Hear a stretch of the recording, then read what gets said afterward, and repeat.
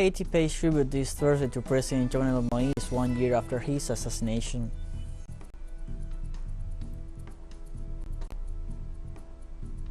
The British Prime Minister announced his resignation as leader of the Conservative Party.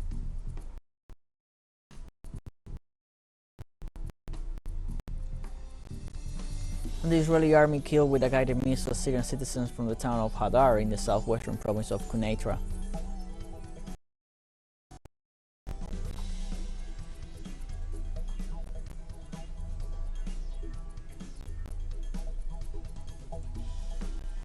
Hello, welcome to From the South. I'm Luis Alberto Matos from the TeleSUR studios in Havana, Cuba.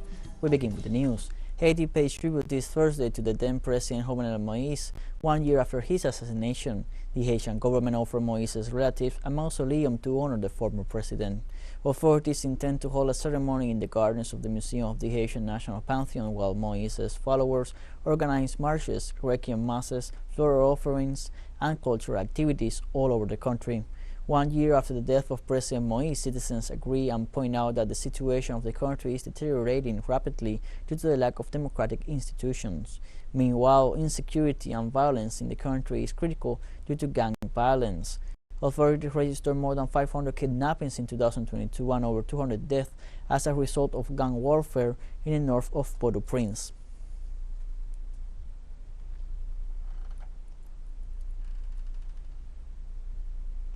This Thursday, the Ecuadorian government and social and indigenous movements that participated in the national strike will set up the technical roundtable for dialogue in Quito. The meeting will take place at the headquarters of the Ecuadorian Episcopal Conference and will determine the roadmap for dialogues during the 90 days established in the agreement signed by both parties. This first meeting takes place after the 18 days of national strike in the South American country, called by indigenous movements and supported by diverse sectors of society. From this day on, both teams, with the mediation of the Church and the European Union, will sit at the table waiting for resolutions that will avoid another social outburst like the one that occurred between June 13th and June 30th.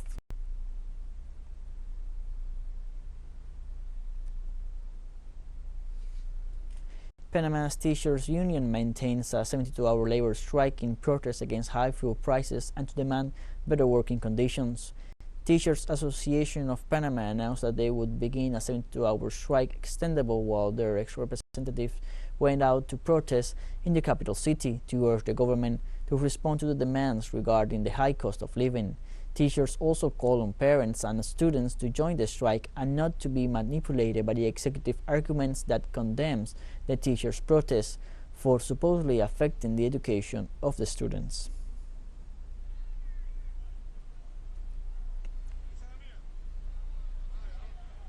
In Mexico, the Attorney General's office opened an investigation against former President Enrique Peña Nieto for several millionaire transactions. Pablo Gomez, head of the Financial Intelligence Unit, emphasized that the folder with all the details was delivered to the Attorney General's office. Gomez pointed out that the Public Prosecutor's Office launched the investigations after discovering a series of millionaire banking operations by the former president. President Andrés Manuel López Obrador stated that all information related to politically exposed persons must be analyzed, informed, and handed over to the Public Prosecutor's Office.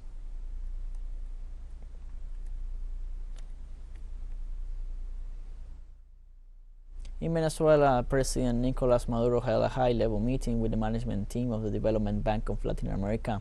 The group of officials from the multilateral financial institution was headed by the bank's executive President Sergio Díaz Granados. The CAF's mission is to promote sustainable development and regional integration in Latin America through the financing of public and private sector projects, the provision of technical cooperation, and other specialized services. Its main activities are acting as a financial intermediary and financing the development of productive infrastructure, among others.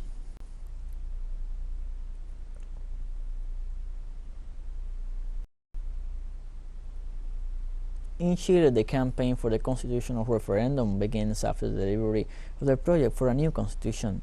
Chilean citizens will have the opportunity next September 4th to choose whether to approve or reject a new Magna Carta in the country.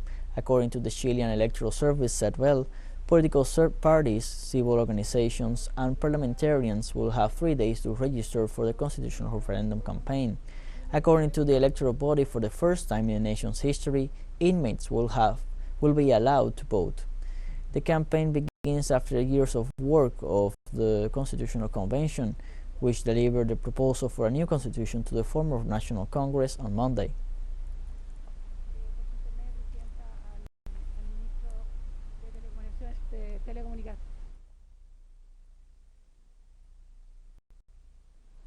In El Salvador, the Congress approved a decree to declare the country in a state of emergency in order to deal with the effects of the rains.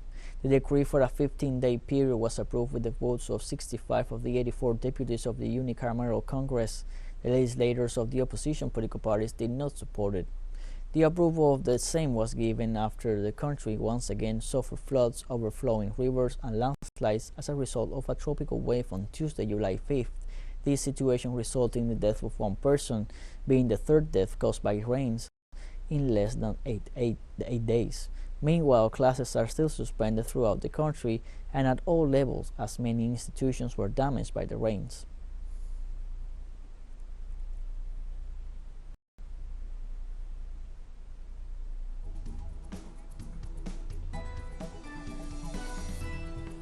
We'll take a short break now. Join us again after this.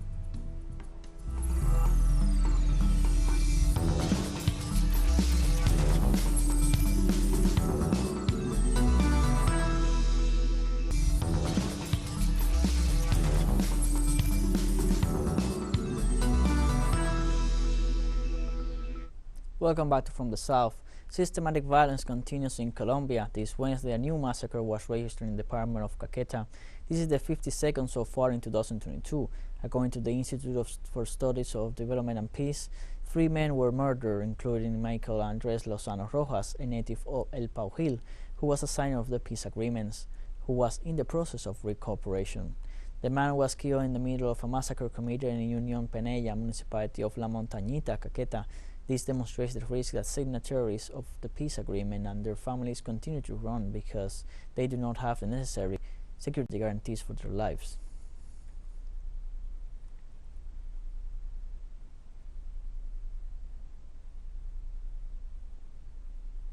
In Colombia, Senator Iván Cepeda alerted President-elect Gustavo Petro to the need for a program to guarantee the lives of farmers, social leaders, and former combatants in favor of peace in the territories.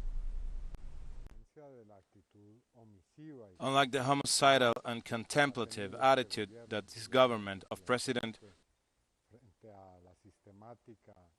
Duque has had toward the systematic elimination of social leaders and ex-combatants, the next government will generate a plan to effectively protect the lives of those who defend peace in the territories. It is necessary to put into practice all the recommendations that were formulated, among those of the National Security Commission of Security Guarantees, the protocols that were elaborated, and also to guarantee a staggered and combined presence of national and international human rights organizations, as well as a strong presence of the state, not only military, to guarantee the lives of those who have been ruthlessly assassinated in the middle of the impunity and negligence of the state.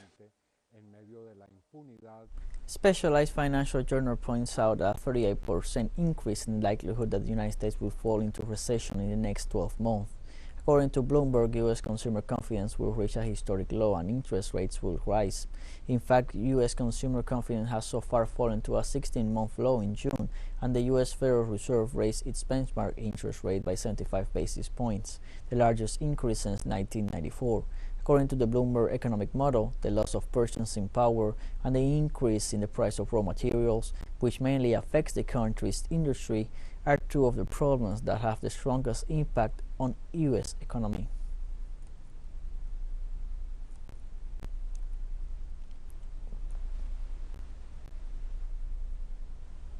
British Prime Minister Boris Johnson announced on Thursday his resignation as leader of the Conservative Party amidst the ethical crisis faced by this party. Johnson said he will remain as head of government until his successor is named. The Prime Minister has rejected the idea of submitting his resignation on Wednesday in the control session of the House of Commons, in which both opposition parties and some Conservative MPs demanded him to resign. Boris Johnson became the British head of government with the most ministerial resignations in 48 hours after the departure of more than 50 government officials, including several ministers as well as MPs from his party and other mid-ranking officials. So far, Conservative MPs say Johnson should leave office to avoid a government shutdown. I wanted to do so. It is clearly now the will of the Parliamentary Conservative Party that there should be a new leader of that party and therefore a new Prime Minister. And I've agreed with Sir Graham Brady, the chairman of our backbench MPs, that the process of choosing that new leader should begin now. And the timetable will be announced next week. And I've today appointed a cabinet to serve, as I will, until a new leader is in place. And hundreds of demonstrators gathered on Wednesday afternoon in front of the British Prime Minister's residence to demand his resignation. As the political crisis worsened in the government's rank, citizens gathered in front of 10 Downing Street, Boris Johnson's residence, to press for his resignation as Prime Minister. At the same time, according to a poll published by YouGov, 69% of those polled thought that Johnson should step down as Prime Minister, while only 18% wanted him to stay in power. Meanwhile, 54% of those polled who voted for Johnson in 2019 also approved of his resignation. He should finally resign because he's lost the confidence of the House of Commons. He's lost the confidence of his own party. He should finally resign because he's lost the confidence of the House of Commons. He's lost the confidence of his own party. When you consider the number of resignations that we've seen today, when you consider that the House of Commons tomorrow is going to be dysfunctional because the Conservatives are not even going to be able to operate bill committees because they haven't got the ministers to do it. You know, for him it's over. And when you've got cabinet ministers that are going in there tonight telling him to resign, they now... And this Wednesday, UN authorities warned about the increase of hunger at world level after the publication of the report State of Food Security and Nutrition in the World. In this sense, the Assistant Secretary General of the organization, Amina Mohamed, affirmed that the world is moving away from the goal of eradicating hunger by 2030. Before the SDG 2030 deadline, the call is clear. Food systems must be transformed to build resilience against these drivers. We cannot continue with the business as usual. We must make the transition from humanitarian relief to development, addressing the root causes. By investing in sustainable development, driven by transformed and reconceptualized food systems, we can address the root cause of hunger, food security, and malnutrition. In turn, UN officials stated that in the last 2 years, food security and nutrition of billions of people were further undermined by the COVID-19 pandemic, and in 2022, the global consequences of the conflict in Ukraine were added. Fourth, it's time to learn the lessons of this crisis and invest in resilience programs to help the poorest communities protect themselves against hunger, against shocks.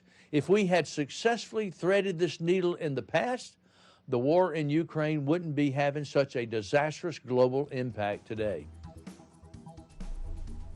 And we have more news coming up after a final short break, so don't go away.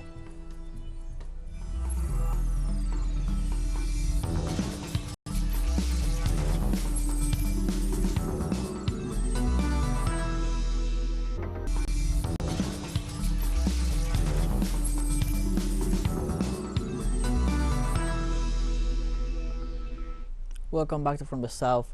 This Thursday, the Israeli army killed with a guided missile a Syrian citizen from the town of Hadar in the southwestern province of Quneitra.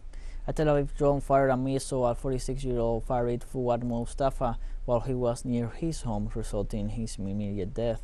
The victim was a member in the leadership of the ruling Ba'ath Party in the said locality and a former fighter who supported the army in its fight against the Israeli-backed organizations in the area between the years 2012 and 2018.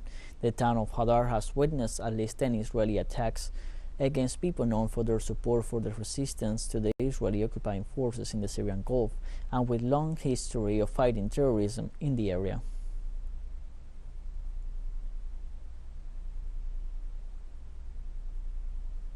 Sudan's main civilian bloc rejected on Tuesday a proposal by the country's de facto president to usher in a civilian government. Hundreds of protesters called the move a giant hoax.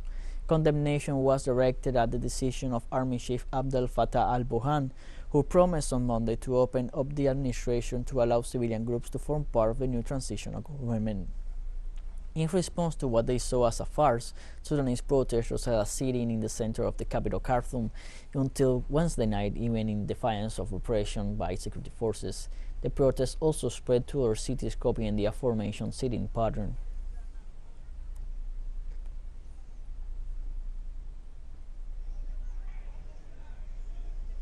The G20 heads of diplomacy began arriving in Bali, Indonesia, which hosts a ministerial meeting between Thursday and Friday, where they will address an agenda focused on global security and economic recovery. For the day, diplomats will discuss the conflict in Ukraine, food and energy security, and global inflation, which threatens to trigger a worldwide recession. One of the key points of the meeting would also be marked by the presence of the Russian Foreign Minister Sergei Lavrov, who will speak out against Western accusations towards Russia.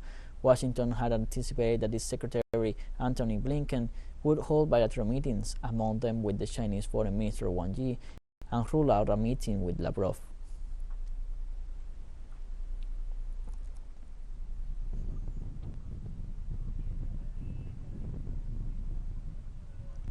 On the sidelines of the G20 Foreign Ministers Summit, Russian Foreign Minister Sergei Lavrov and Chinese Foreign Minister Wang Yi met in Indonesia. Lavrov said at a bilateral meeting, Russia and China will continue to increase practical interaction. The Russian Foreign Minister added Russian-Chinese relations have an enormous potential. Lavrov stated they will continue the substantive development of new forms of cooperation independent of negative external factors for the benefit of both countries and their people. The foreign minister said a growing number of states were offering their support to Russia and China.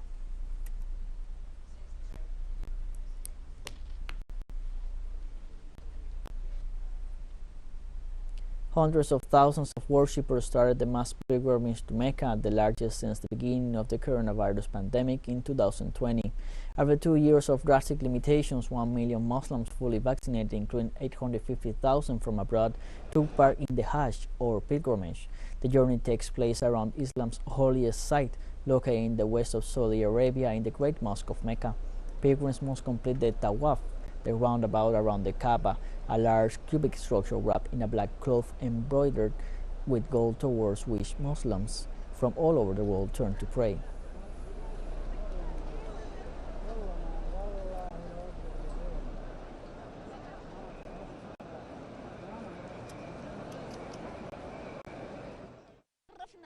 It's an honor to welcome the pilgrims, a true honor. May they return safely to their countries. They are welcome here anytime. It's their second country. As I saw the Kaaba, I felt like I was in heaven. It's amazing, so beautiful. May God accept my Hajj and that of all pilgrims. At least 22 migrants, including 3 children, all from Mali, died in a shipwreck off the coast of Libya. After 9 days at sea in a dinghy, 61 survivors, mostly from Mali, were rescued from Libyan coast guards and brought to shore. Since the beginning of the year, over 6,340 migrants were intercepted and returned to Libya. At least 129 people died attempting the crossing, and 459 are missing and presumed dead. The chaos that followed the fall of Muammar Gaddafi's government in 2011 has made Libya a preferred route for tens of thousands of migrants from sub-Saharan Africa, Arab countries, and South Asia seeking to reach Europe via the Italian coast, some 300 kilometers from the Libyan coast. Several thousands of them are stranded in Libya, often in deplorable conditions.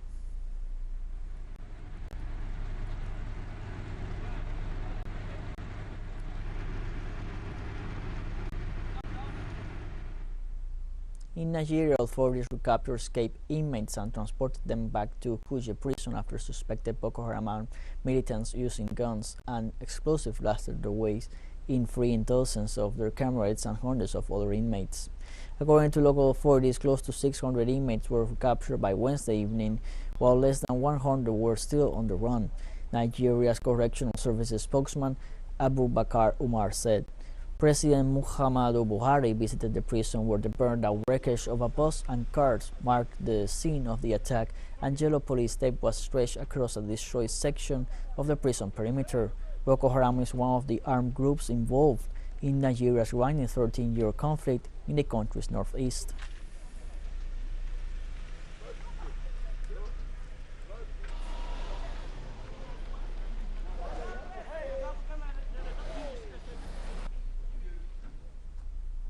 TeleSUR English continues to grow. Its signal now reaches Europe. You can order from your cable dealer or tune it yourself.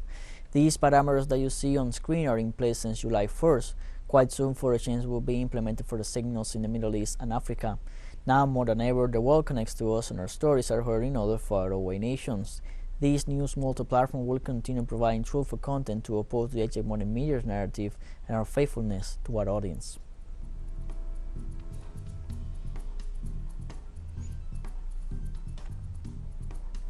We have come to the end of this news brief. Remember, you can find these and many other stories on our website at telesurenglish.net. You can also join us on social media, Facebook, Twitter, Instagram, and Telegram. For TeleSUR English, I'm Luis Alberto Matos. Thank you for watching.